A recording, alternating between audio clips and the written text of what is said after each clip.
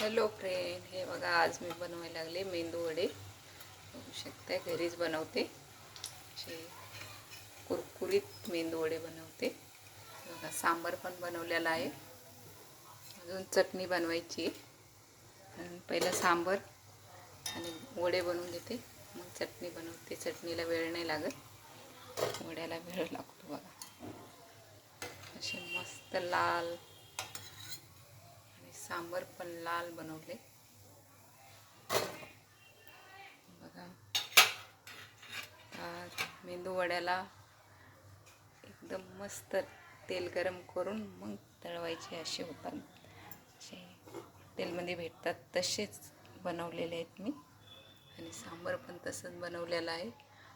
कोणाकोणाला आवडते मेंदू वडे सांबर मला कमेंट करून सांगा, आणि कसे झाले ते पण सांगा. चला बाय.